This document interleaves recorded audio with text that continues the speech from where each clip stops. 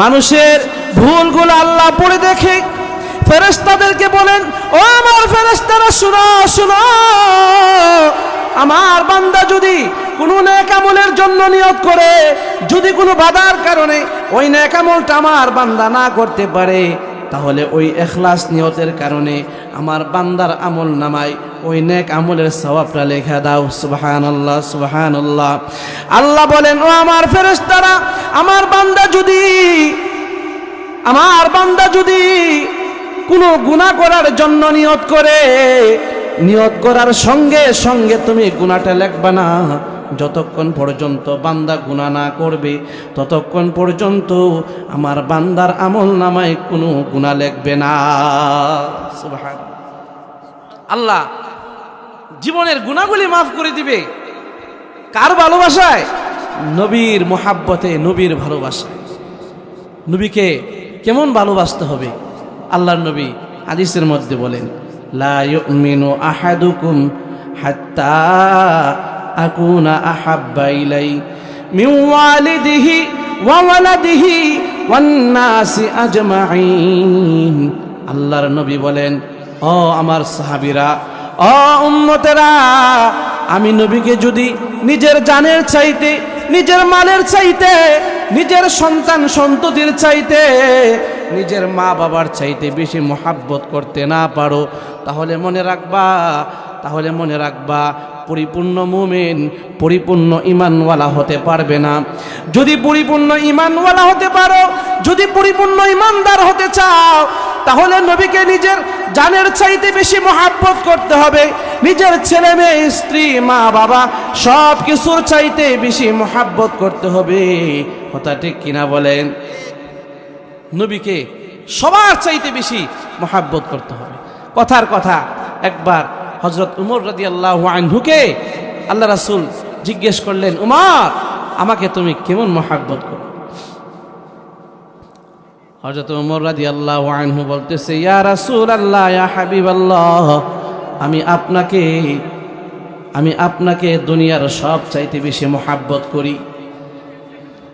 আল্লাহর নবী বলেন, উমর, না না, তুমি পরিপূর্ণ মুমিন হতে পারো না।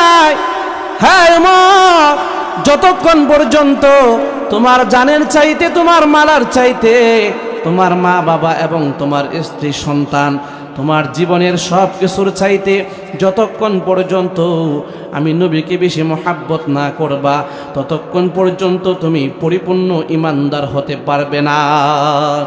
এবার উমর বলেন, ইয়া রাসূলুল্লাহ, ইয়া হাবিবাল্লাহ, আল্লাহর কসম করে বলতে পারি গো নবী, আমি আমার জীবনের চাইতে, আমার পরিবারের, আমার মা বাবা, ভাই বোন, আমার সব কিছুর চাইতে আমি আপনাকে বেশি মোহাব্বত করি। সুবহানাল্লাহ। কেমন ভালোবাসছে নবীজিকে! আল্লাহু আকবার। সাহাবায়ে কেরাম নবীকে কেমন মোহাব্বত করছে। একজন সাহাবী বকরি চড়াইতেছে, বকরি। সে ইসলাম ধর্ম গ্রহণ করে নাই। নবীর আদর্শের কত দাম, নবীর হাতের ছোঁয়া লাগলে কত দাম, নবীর চোখের দৃষ্টি লাগলে কত দাম, কালিমা পড়ে ইসলামের ছায়াতলে আসলে কি দাম আল্লাহ তাকে দেয়, একটু পড়ে বুঝবেন। একজন বান্দা বকরি চড়াইতেছে, হঠাৎ করে সে নবীর দরবারে আসলে, আসার পরে বলতেছে, ইয়া রাসূলুল্লাহ, ইয়া হাবিবাল্লাহ, আমি যদি আপনাকে মোহাব্বত করি এবং আমি যদি এখন কালিমা পড়ে মুসলমান হয়ে যাই, তাহলে আমি কি পাবো? এবার নবীজি বলেন, তুমি যদি এখন কালিমা পড়ে মুসলমান হয়ে যাও, তাহলে আল্লাহ পাক রব্বুল আলামিন তোমাকে এমন পুরস্কার দিবেন, এমন পুরস্কার দিবেন, তুমি যদি এই মুহূর্তে কালিমা পড়ো, আল্লাহ পাক রব্বুল আলামিন তোমাকে জান্নাত দান করবেন। এবার আল্লাহর বান্দা কালিমা পড়লো। কালিমা পড়ার পূর্বে আল্লাহর নবীকে বলতেছেন, ইয়া রাসূলুল্লাহ, ইয়া হাবিবাল্লাহ, আমাকে একটা সুযোগ দেন, আমি আমার বকরিগুলা আমার মালিকের কাছে বুঝায় দিয়ে আসি, এরপরে আমি আইসা কালিমা পড়ে মুসলমান হয়ে যাব। এবার আল্লাহর বান্দা বকরি চড়াইবার জন্য আবার মাঠে গেল। ওই বকরিগুলা তার মালিকের কাছে বুঝায় দিয়ে আসলো। বুঝাইয়া আবার নবীর দরবারে আসে। নবীর দরবারে আসার পর এবার আল্লাহর বান্দা কালিমা পড়ে মুসলমান হয়ে গেল।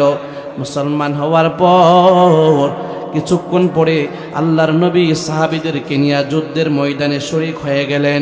যুদ্ধের ময়দানে শরীক হওয়ার পর ওই সাহাবী এক ওয়াক্ত নামাজও পড়ে নাই, মাত্র কালিমা পড়ে মুসলমান হয়েছে।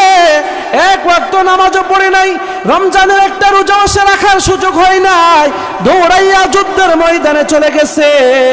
যুদ্ধের ময়দানে শরীক হওয়ার পর যখন সবাই অনেকে যারা যুদ্ধের ময়দানে শহীদ হয়ে গেছে, আল্লাহর নবী শহীদের লাশগুলা কাতারে কাতারে লাশগুলা রাখলেন। এবং আমার আপনার নবী ওই যুদ্ধের ময়দানে শহীদের লাশগুলা নবীজি দেখতেছেন। দেখতে দেখতে হঠাৎ করে ওই যে নব মানুষটা মাত্র কালিমা পড়ে মুসলমান হয়েছে, মুসলমান হওয়ার সঙ্গে সঙ্গে যুদ্ধের ময়দানে শরীক হয়েছে। যুদ্ধের ময়দানে শরীক হইয়া ওই আল্লাহর বান্দা শহীদ হয়ে গেছে। আল্লাহর রাসূল সাল্লাল্লাহু আলাইহি ওয়াসাল্লাম তার লাশটা দেখলেন, তার চেহারাটা উঠাইলেন। আল্লাহর নবী সাহাবীদেরকে বললেন, ও আমার সাহাবীরা, শুনো শুনো শুনো, আমি দেখতেছি জান্নাত থেকে একদল ফেরেশতা আমার এই তো নতুন সাহাবী যে নাকি এক ওয়াক্ত নামাজ পড়ার সুযোগ পায় নাই, যে নাকি রমজানের একটা রোজাও পায় নাই, আমল করার সুযোগও তার হয় নাই, আল্লাহ পাক রব্বুল আলামিন জান্নাত থেকে একদল ফেরেশতা আসছে, তাকে জান্নাতে নেওয়ার জন্য টানাটানি শুরু হয়ে গেছে। সুবহানাল্লাহ।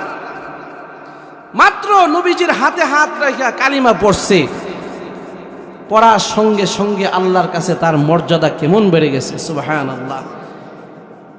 এই জন্য ভাইয়েরা আমার নবীর আদর্শের ভিতরে শান্তি আছে না নাই?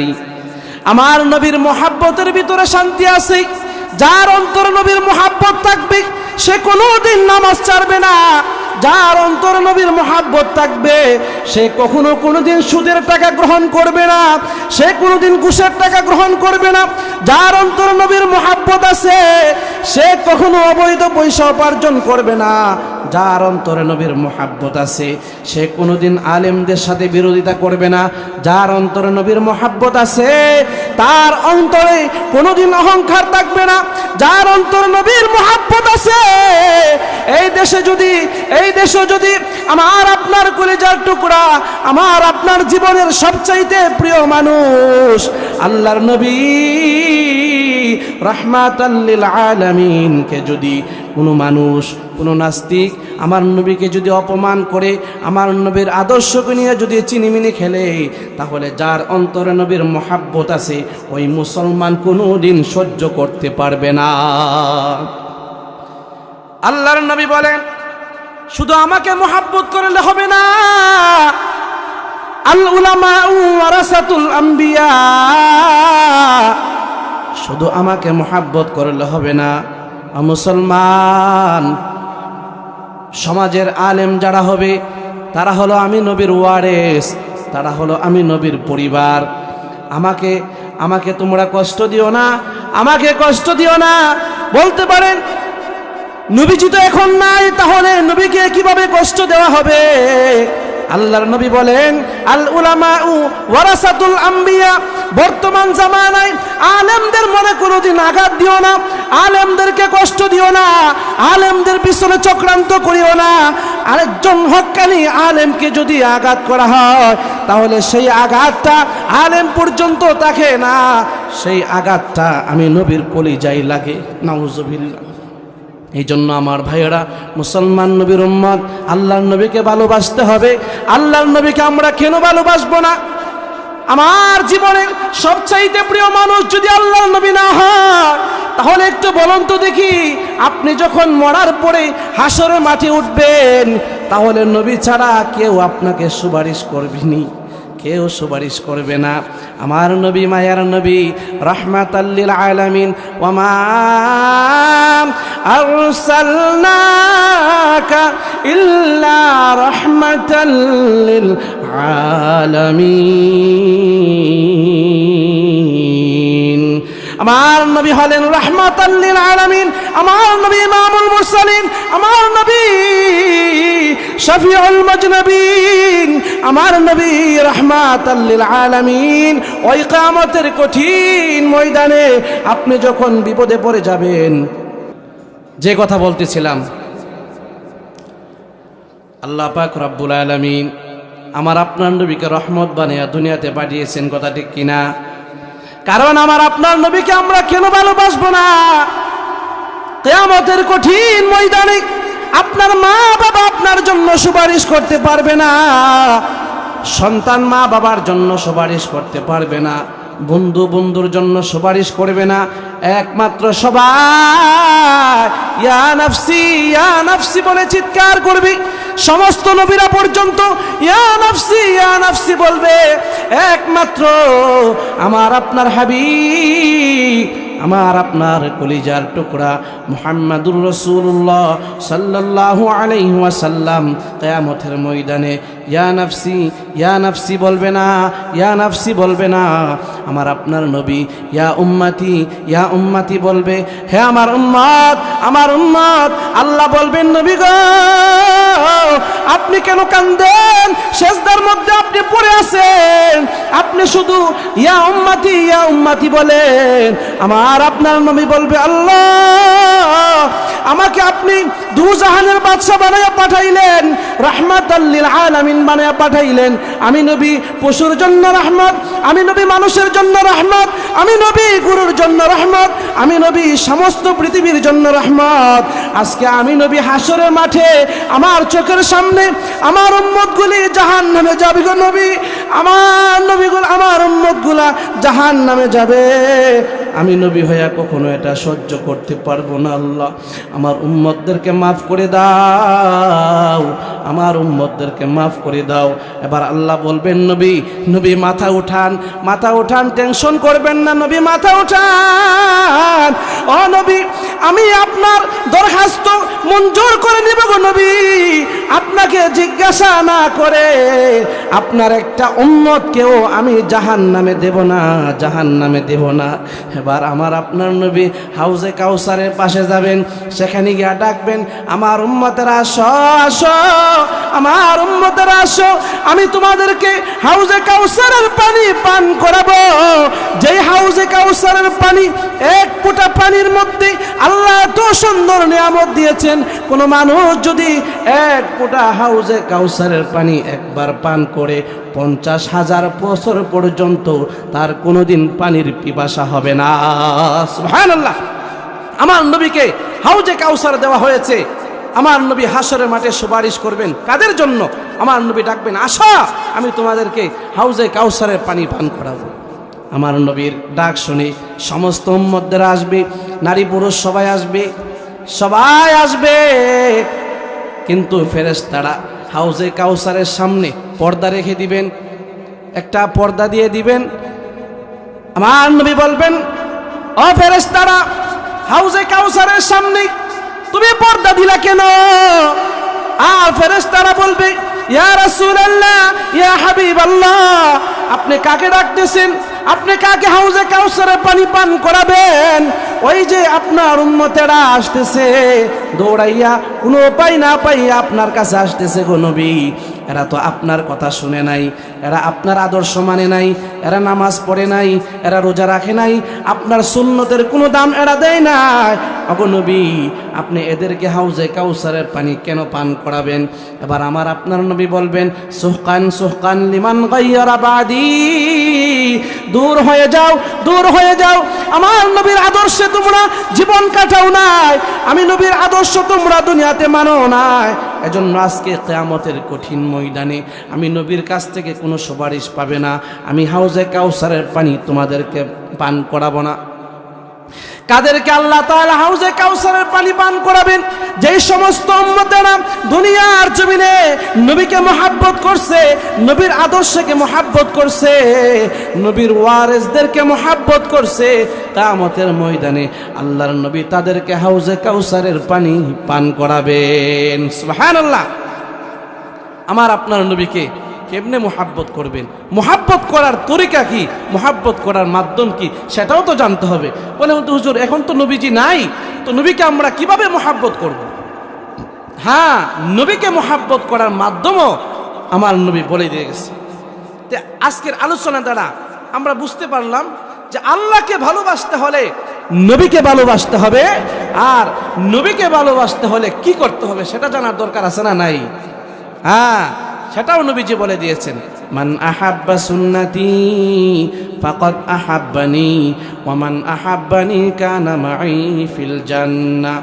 সময় সামনের দিকে যাইতেছে, সময় বেশি নাই। আমার নবীজি বলেছেন, মান আহাব্বা সুন্নতি, যারা আমি নবীর সুন্নতকে মোহাব্বত করলো, ওমান আহাব্বানি, সে যেন আমাকে মোহাব্বত করলো। মান আহাব্বা সুন্নতি ফাকাদ আহাব্বানি, আমি নবীর সুন্নতকে যারা মোহাব্বত করবে তারা যেন আমি নবীকে মোহাব্বত করলো। ওমান আহাব্বানি, এবং আমি নবীকে যারা মোহাব্বত করবে কানা মাই ফিল জান্নাহ, কিয়ামতের মাঠে আমি নবীর সাথে তারা জান্নাতে যাবে। এখন পাইছেন, নবীকে মোহাব্বত করার মাধ্যম হলো নবীর সুন্নতকে মোহাব্বত করা, আর কোনো মাধ্যম নাই। নবীকে মোহাব্বত করার আর কোনো মাধ্যম নাই। আমাদের সমাজে এক শ্রেণীর মানুষ আছে সিজনে নবীকে মোহাব্বত করে, রবিউল আউয়াল মাস আসলে নবীকে মোহাব্বত করে, আর যখন রবিউল আউয়াল মাস চলে যায় তখন আর নবীকে চিনে না, আর নামাজও নাই, কিচ্ছু নাই, শুধু গলা ফাটায়া ফাটায়া শুধু বলে আমি নবীর আশেক, নবীর আশেক। ও মুসলমান নবীর উম্মত, নবীকে যদি প্রকৃতভাবে ভালোবাসতে চান তাহলে গলা ফাটাইবার কোনো প্রয়োজন নাই। তোমার আদর্শ বলে দিবে তুমি নবীকে কেমন মোহাব্বত করো। তোমার চলাফেরা, তোমার আমল আখলাক, তোমার চরিত্র, তোমার স্বভাব, তোমার ব্যবহার সব কিছু বলে দিবে তুমি নবীকে কেমন মোহাব্বত করো। কারণ নবীজি বলেছেন, যারা আমি নবীকে মোহাব্বত করতে চাই তারা যেন আমি নবীর সুন্নতকে মোহাব্বত করে। এখন নবীকে মোহাব্বত করি, নবীকে অনেক ভালোবাসি, নবীকে জীবনের সব চাইতে বেশি ভালোবাসি, কিন্তু নামাজ পড়তে রাজি না, আছে না নাই? নবীকে বেশি মোহাব্বত করি, নামাজ নাই, রোজা নাই, টুপি নাই, দাড়ি নাই, সুন্নত নাই, মিসওয়াক নাই, সুন্নতের কোনো আমল নাই। ওই যদি বলে আশেকে রাসূল, সে যদি বলে নবীকে মোহাব্বত করে, তাহলে এটা মোহাব্বত হবে না, এটা হবে নবীর সাথে চরম বাটপারি। নবীকে তো তারাই মোহাব্বত করে যারা 5 ওয়াক্ত নামাজ পড়ে। 5 ওয়াক্ত নামাজি যারা আছে তাদের চাইতে বেশি নবীকে কেউ মোহাব্বত করতে পারবে না। কেন বললাম কথাটা জানেন? কারণ আমার নবীর সম্মান, আমার নবীর ইজ্জত আল্লাহ এত বাড়ায় দিলেন, এত সম্মান আল্লাহ বাড়ায় দিলেন। নবীর নাম নামাজে আছে, নবীর নাম কালিমায় আছে, নবীর নাম আজানে আছে। আপনি আজান শোনার পরে ওযু করে মসজিদে গিয়া 5 ওয়াক্ত নামাজ পড়লেন, আশহাদু আন্না মুহাম্মাদার রাসূলুল্লাহ, আশহাদু আন্না মুহাম্মাদার রাসূলুল্লাহ। মুয়াজ্জিনের আজান শুনে আপনি মসজিদে গিয়া জামাতের সাথে নামাজ পড়লেন, 2 রাকাত নামাজ পড়ে এবং 4 রাকাত নামাজের মধ্যে শেষ বৈঠকে আপনি নবীর উপরে দুরূদ পড়লেন। কথা ঠিক কিনা? নবীর উপরে দুরূদ পড়লেন, নবীর উপরে দুরূদ পড়তেছেন, কালিমার মধ্যে দুরূদ আছে, সব জায়গায় দুরূদ আছে। আমার নবীর সম্মান আল্লাহ এমন ভাবে বাড়াইয়া দিলেন। এই জন্য বললাম, যারা 5 ওয়াক্ত নামাজ পড়ে এদের চাইতে বেশি নবীকে কেউ মোহাব্বত করে না। তাহলে নবীকে আমরা কেন ভালোবাসবো? কারণ নবী আপনার আমার জন্য হাসরের মাঠে সুপারিশ করবেন। কথা ঠিক কিনা বলেন? আরেকটা কারণ হলো, নবীকে ভালোবাসার অনেকগুলি গুণাগুণ আছে। আরেকটা কারণ বলে আলোচনা শেষ করে দিব ইনশাআল্লাহ। পরবর্তী ওয়াইস চলে আসছে, ওনারা বসবেন, গুরুত্বপূর্ণ আলোচনা করবেন। থাকবো তো সবাই ইনশাআল্লাহ, কেউ যাবেন না, মাহফিল শেষ করে সবাই যাবেন ইনশাআল্লাহ। অনেকগুলি কারণ আছে। একটা মানুষকে যখন মোহাব্বত করে অনেকগুলি গুণগান দেখে মোহাব্বত করে। কথা ঠিক কিনা? আমার আপনার নবীর উপরে, আমার আপনার নবীকে আল্লাহ তাআলা এত সম্মান, এত মর্যাদা দিয়েছেন। আমার আপনার নবীকে আল্লাহ তাআলা এত সুন্দর করে বানাইছেন। কারণ সুন্দরের জন্য দুনিয়ার সবাই পাগল, সুন্দরী নারীর জন্য পুরুষ পাগল, সুন্দরী পুরুষের জন্য নারী পাগল, সুন্দরের জন্য দুনিয়াতে সবাই পাগল। আমার আপনার নবীকে আল্লাহ কেমন সুন্দর বানাইলেন জানো? আম্মা জান আয়েশা রাদিয়াল্লাহু আনহা বলেন, ও দুনিয়ার মানুষ, আমার ঘরে একটা সূর্য আছে, আমার ঘরে একটা চন্দ্র আছে, আমার ঘরের সূর্যটা, আমার ঘরের চন্দ্রটা দুনিয়ার চন্দ্রের চাইতে, দুনিয়ার সূর্যের চাইতে কোটি কোটি কোটি কোটি গুণ বেশি উত্তম। আম্মা জান আয়েশা বলেন, আমার নবীকে আল্লাহ তাআলা এত সৌন্দর্য দান করছেন, নবীজি সৌন্দর্য প্রকাশ করতে গিয়ে আম্মা জান আয়েশা রাদিয়াল্লাহু আনহা বলেন, ও দুনিয়ার মানুষ, ও দুনিয়ার মানুষ, ইউসুফ আলাইহিস সালাতু ওয়াস সালামের সৌন্দর্য দেখে আল্লাহ তাআলা ইউসুফ নবীকে এত সুন্দর বানিয়েছিলেন। ইউসুফ আলাইহিস সালাতু ওয়াস সালামের সৌন্দর্য দেখে মিশরের সুন্দরী সুন্দরী নারীরা হাত কেটেছিল। আম্মা জান আয়েশা বলে, ও দুনিয়ার মানুষেরা, ওই সুন্দরী নারীরা যদি ওই ইউসুফ আলাইহিস সালাতু ওয়াস সালামের যুগে মিশরের সুন্দরী সুন্দরী নারীরা যদি আমার নবীর সৌন্দর্য দেখত, তাহলে তারা শুধু হাত কাটত না, হাত কাটার পরিবর্তে তারা তাদের কলিজা পর্যন্ত কেটে ফেলতো, টের পেত না। সুবহানাল্লাহ। আম্মা জান আয়েশা বলেন, ও দুনিয়ার মানুষ, আমার নবী, আমার ঘরের সূর্যটা, আমার ঘরের চন্দ্র, আল্লাহ তাআলা আমার নবীকে এত সুন্দর বানিয়েছেন। আমার নবী যখন এশারের নামাজ আদায় করার পর যখন আমার ঘরে আসতেন, আমি মাঝে মাঝে রাতের অন্ধকারে, বাতি ছিল না, রাতের অন্ধকারে কুফি দিয়া বা ছোট ছোট আলো দিয়া আমি কাপড় সেলাই করতাম। অনেক সময় মাঝে মাঝে বাতি বন্ধ হয়ে যাইত। আমার নবী যখন এশারের নামাজের পর যখন আমার ঘরে আসতো, আমার ঘরে আসার সঙ্গে সঙ্গে আমার নবীর চেহারার আলোতে আমার ঘরটা এত আলোকিত হয়ে যাইত, আমার ঘরটা এত সুন্দর হয়ে যাইত। আমার নবীর চেহারার আলোতে আমি আয়েশা সুয়ের ছিদ্র দিয়া আমি সুতা পর্যন্ত ঢুকাইতে পারতাম। সুবহানাল্লাহ। এজন্য কবি বলেন, লানা শামসুন ওয়ালিল আফাকি শামসুন ওয়া শামসি আফদালু মিন শামসিস সামা। লানা শামসুন ওয়ালিল আফাকি শামসুন ওয়া শামসি আফদালু মিন শামসিস সামা। فإن الشمس تطلع بعد الفجر والشمس تطلع بعد العشاء। আম্মা জান আয়েশা বলেন, আম্মা জান আয়েশা বলেন, আমার ঘরের সূর্যটা, আমার ঘরের সূর্যটা এশারের নামাজের পরে আমার ঘরে উদিত হয়, আর আমার ঘরের সূর্যটা এশারের পরে আমার ঘরে উদিত হয়, আর দুনিয়ার সূর্যটা ফজরের পরে দুনিয়াতে উদিত হয়। সুবহানাল্লাহ। নবীজির সৌন্দর্য আলোচনা করে শেষ করা যাবে না। আমার আপনার নবীকে আল্লাহ তাআলা কেমন গুণগান দিয়েছেন। এজন্য ভালো যদি বাঁচতে হয় নবীকে বাসো, আর কেউ নাই নবীর চাইতে আপন পৃথিবীতে, আর কেউ নাই নবীর চাইতে বেশি ভালো, তোমাকে আর কেউ বাঁচতে পারবে না। এই জন্য হাসরে, মিজানে, ফুলসিরাতে, কবরে, সব জায়গায় যদি বাঁচতে চাও তাহলে নবীকে মুহাব্বত করতে হবে। আল্লাহ তাআলা আমাদের সকলকে, আমরা যেন নবীর ভালোবাসা নিয়া, নবীর মুহাব্বত নিয়া দুনিয়া থেকে বিদায় হতে পারি। আল্লাহ আমাদের সকলকে তৌফিক দান করুক। সকলে বলি আমিন। ওয়া আখিরু দাওয়ানা আনিল হামদুলিল্লাহি রাব্বিল আলামিন। আসসালামু আলাইকুম ওয়া রাহমাতুল্লাহি ওয়া বারাকাতুহু।